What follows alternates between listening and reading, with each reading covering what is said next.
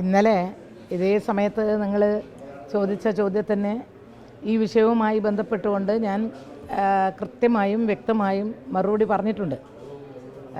നമുക്ക് കേരളീയർക്കും ലോക മലയാളികൾക്കാകെയും ഏറ്റവും അധികം അപമാനം ഉണ്ടാക്കുന്ന വിധത്തിലുള്ള സംഭവങ്ങളാണ് ഓരോ ദിവസവും ഉണ്ടായിക്കൊണ്ടേയിരിക്കുന്നത്.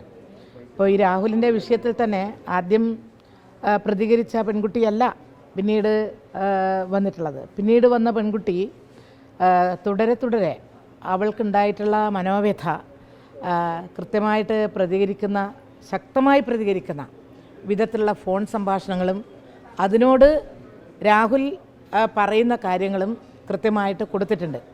ഇപ്പോൾ ആ കുട്ടി പരാതിയായിട്ട് വന്നിട്ടില്ല എന്നുള്ളത്, എന്തുകൊണ്ട് വന്നില്ല എന്നുള്ളതിനെ സംബന്ധിച്ച് അവളുടെ വാക്കുകളിൽ വ്യക്തമാണ്. കാരണം അവൾ അപമാനം സഹിക്കാതെ കേരളം വിട്ട് മറ്റൊരു സ്റ്റേറ്റിലേക്ക് പോവുകയാണ് ഉണ്ടായിട്ടുള്ളത്. അതിനർത്ഥം അവൾ ഗർഭിണിയാണ് എന്നാണ്. ഇത് ആരും ഇതുവരെ നിഷേധിച്ചിട്ടുമില്ല.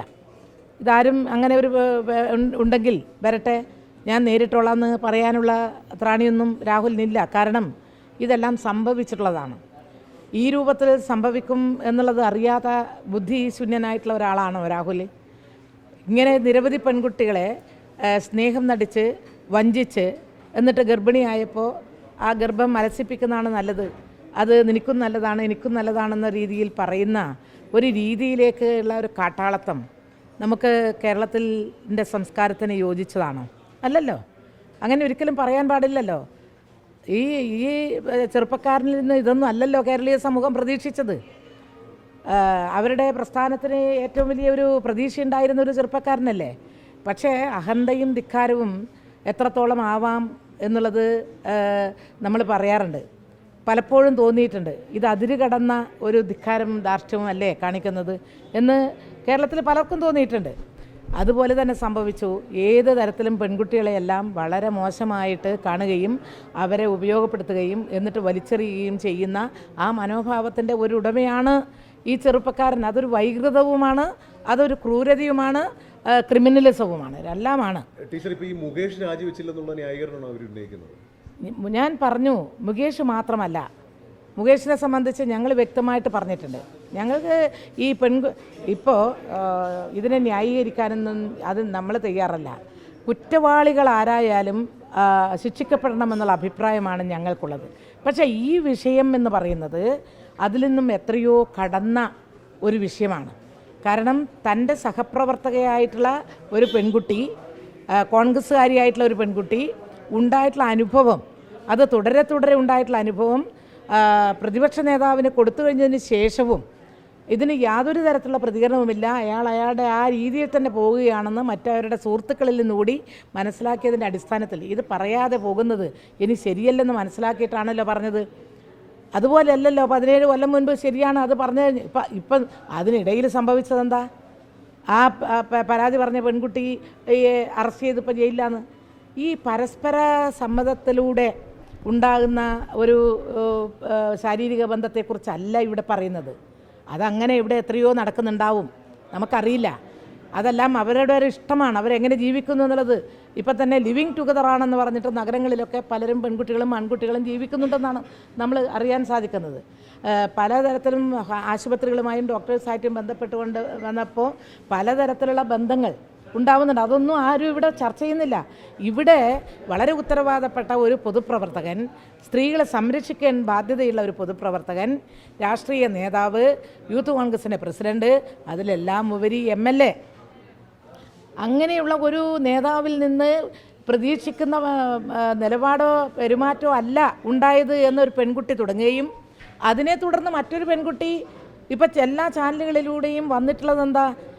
ആ പെൺകുട്ടിയുടെ ഒരു ആർഗ്യുമെൻ്റ് എന്ന് പറയുന്നത് അതിശക്തമായിരുന്നു. ഞാനും കേട്ടു. ഇത്ര ശക്തമായിട്ട് ആർഗ്യൂ ചെയ്ത ഒരു വക്കീലിനെ പോലെയാണ് രാഹുലിനോട് സംസാരിച്ചുള്ളത്. രാഹുലിൻ്റെ ശബ്ദം തന്നെയാണല്ലോ നമ്മൾ കേട്ടത്. ഇതുവരെ ആരും നേതാക്കന്മാരും നിഷേധിച്ചിട്ടില്ലല്ലോ. ഇങ്ങനെ ഒരു സംഭവം എൻ്റെ മാധ്യമ സുഹൃത്തുക്കളോട് ഞാൻ ചോദിക്കട്ടെ, ഈ കേരളത്തിൽ നിങ്ങളിപ്പോൾ ചെറുപ്പക്കാരാണ്, ഇതിന് ഇപ്പോഴോ മുൻപോ എപ്പോഴെങ്കിലും ഉണ്ടായിട്ടുണ്ടോ ഇങ്ങനൊരു സംഭവം? ഉണ്ടായതായി അറിയില്ല. ഇപ്പോൾ അവസാനം വന്നത് ഗർഭഛിദ്രം നടത്താൻ പ്രേരിപ്പിച്ചു, ഇല്ലെങ്കിൽ നിന്നെ കൊല്ലാൻ എനിക്ക് അത്രയൊന്നും സമയം വേണ്ട എന്ന് വരെയുള്ള വാക്കുകൾ ശരിയാണെങ്കിൽ എത്രമാത്രം ക്രൂരതയാണ്, പൈശാചികമായിട്ടുള്ള സംഭവമാണ്. ഇതിൽ കേസെടുക്കുക എന്നുള്ളത് തന്നെ വനിതാ കമ്മീഷൻ ഇടപെട്ടിട്ടുണ്ട്. കേരള സംസ്ഥാനത്തിലെ വനിതാ കമ്മീഷൻ്റെ ചെയർപേഴ്സൻ്റെ സ്റ്റേറ്റ്മെൻറ്റ് വന്നു. ബാലാവകാശ കമ്മീഷൻ ഇടപെട്ടിട്ടുണ്ട്. തീർച്ചയായിട്ടും നടപടി വളരെ പ്രധാനമായിട്ടുണ്ടാവും എന്നുള്ളത് യാതൊരു സംശയവുമില്ല. പക്ഷേ പ്രതിപക്ഷ നേതാവിൻ്റെയോ KPCCയുടെയോ ഭാഗത്ത് നിന്ന് അവർ സംരക്ഷകർ, ഇവിടെ നമ്മുടെ ബ്രിജ്ഭൂഷൺ ശരൺ സിംഗിനെ എങ്ങനെ BJP സംരക്ഷിക്കാൻ ശ്രമിച്ചുവോ അതുപോലെ തന്നെയാണ് അവിടെയും ഇപ്പോൾ നടക്കുന്നത് എന്നുള്ളതിന്. ഇപ്പോൾ ഷാഫി പറമ്പിലിനെ പറ്റി ഞാൻ ഇന്നലെ പറഞ്ഞു, അവസാനം വന്ന് പ്രതികരിക്കുമ്പോൾ ആദ്യം റോഡിനെ കുറിച്ചാണ് സംസാരിക്കുന്നത്. ഏറ്റവും പ്രധാനം റോഡാണ് എന്നുള്ള മട്ടിലാണ് സംസാരിച്ചത്. ഞാൻ കേട്ടു. അത് ഷാഫി പറമ്പിൽ നിന്നും ഇതൊന്നും അല്ല സമൂഹം പ്രതീക്ഷിച്ചത്. അപ്പോൾ സ്ഥിതി ഉള്ളിൽ അവരുടെ എല്ലാം ഈ ഉള്ളിൽ കിടക്കുന്നത് മറ്റെന്തോ ആണ്. ഈ പരാതി പറഞ്ഞു കഴിഞ്ഞു. പരാതി നമ്മൾ സൈബർ കേസ് എങ്ങനെ എടുക്കുന്നത്? ഇതിങ്ങനെ വന്നിട്ടുണ്ടെന്ന് പറഞ്ഞു കഴിഞ്ഞാൽ അത് സ്വമേധയാ കേസെടുക്കുന്നുണ്ട്, കോടതി സ്വമേധയാ കേസെടുക്കുന്നുണ്ട് ഇല്ലേ? പരാതി ഉണ്ടായിട്ടാണോ ബഹുമാനപ്പെട്ട കോടതിയുടെ ഭാഗത്തുനിന്ന് പലപ്പോഴും സ്വമേധയാ കേസെടുക്കുന്നത്? കേസ് വരും. ഇപ്പോൾ വനിതാ കമ്മീഷൻ്റെ കേസ് എന്തായാലും വരുമല്ലോ. തീർച്ചയായിട്ടും ഗവൺമെൻറ്റും ഇതിൽ ശക്തമായിട്ട് ഇടപെടുന്ന തന്നെയാണ്. ഇതൊരു ക്രിമിനൽ കേസുമായി ബന്ധപ്പെട്ടതാണ്. ഇത്തരമൊരു സംഭവം ഉണ്ടായിട്ട് എന്താണ് നമ്മുടെ കേരളത്തിലെ KPCC പ്രസിഡന്റ് നമ്മുടെ കണ്ണൂർക്കാരനാണ്, അതിൻ്റെ നമ്മൾക്കെല്ലാം വലിയ സുഹൃത്താണ് സണ്ണി ജോസഫ്. എന്താ ഇതിൽ കാണിക്കുന്നത്? എന്താണ് പ്രതിപക്ഷ നേതാവിൻ്റെ മനോഭാവം? എന്താണ് ഷാഫി പറമ്പിൽ കൊണ്ടു നടന്ന ഷാഫി പറമ്പലിൻ്റെ മനോഭാവം? എല്ലാറ്റിനും ഇടപെടുന്ന ബൽറാമിൻ്റെ മനോഭാവം എന്താണ്? ഇതാണ് ഞാൻ ചോദിച്ചത്. അങ്ങനെ ചോദിച്ചു പോയതുകൊണ്ട് എന്താ സംഭവിച്ചതെന്നറിയോ? ഇന്നലെ അങ്ങനെ ചോദിച്ചു, ഒരു ന്യായം ചോദിച്ചപ്പോൾ ഇനി പറയാനുള്ള തെറിയൊന്നും ബാക്കിയില്ല. സൈബർ ആക്രമണം എന്ന് പറഞ്ഞു കഴിഞ്ഞാൽ എന്നെപ്പോലെ പ്രായമുള്ള ഒരു മുതിർന്ന അവരുടെ അമ്മയോ അമ്മമ്മയോ ആകേണ്ട പ്രായമുള്ള എന്നോട് അവർ കാണിച്ചിട്ടുള്ള ഇത്രയും വൃത്തികെട്ട പദങ്ങൾ ഉപയോഗിച്ച് അവരുടെ വെട്ടുകിളി കൂട്ടം എന്ന് പറയാം, ആ വെട്ടുകിളി കൂട്ടം കൊണ്ടൊന്നും ആക്രമിച്ച് എന്നെ നശിപ്പിക്കാൻ അവർക്ക് വല്ല ആഗ്രഹമുണ്ടെങ്കിൽ അതവിടെ അതിൽ വെച്ച ആ വെള്ളം അങ്ങോട്ട് വാങ്ങി വെച്ചതെന്നാണ്, പാത്രം അങ്ങോട്ട് വാങ്ങി വെച്ചതെന്നാണ് എനിക്ക് പറയാനുള്ളത്. ഇതിന് മുൻപും എത്രയോ ആക്രമണം എനിക്കെതിരെ വന്നിട്ടുണ്ട്. എനിക്കെതിരെ വന്ന ആക്രമണത്തിനെതിരെ കേസ് പോയിട്ട് പ്രമുഖനായിട്ടുള്ള ഒരു BJP നേതാവിനെ കൊണ്ട് പരസ്യമായിട്ട് കോടതിയിൽ പോയി മാപ്പ് പറയിപ്പിച്ചിട്ടുണ്ട് ഞാൻ. എനിക്ക് ആ രൂപത്തിൽ എന്നെക്കുറിച്ച് പറഞ്ഞാൽ എനിക്ക് ഇത് നോക്കാം. ഇത്തരത്തിൽ ഒരു തീവ്രത എന്ന് പറഞ്ഞുകൊണ്ടിരിക്കുന്നുണ്ട്. ഞങ്ങൾ ഒരു കേസ് അന്വേഷിച്ചിട്ട് അയാൾ ഉയർന്ന പാലക്കാടുള്ള ശശി ഞങ്ങളുടെ ജില്ലാ സെക്രട്ടേറിയറ്റ് അംഗമായിരുന്നു. അയാൾ വെറുതെ വിട്ടോ പാർട്ടി? ഇല്ല, അയാൾ താഴെ എല്ലാ തിരഞ്ഞെടുക്കപ്പെട്ട സ്ഥാനത്ത് നിന്ന് മാറ്റി.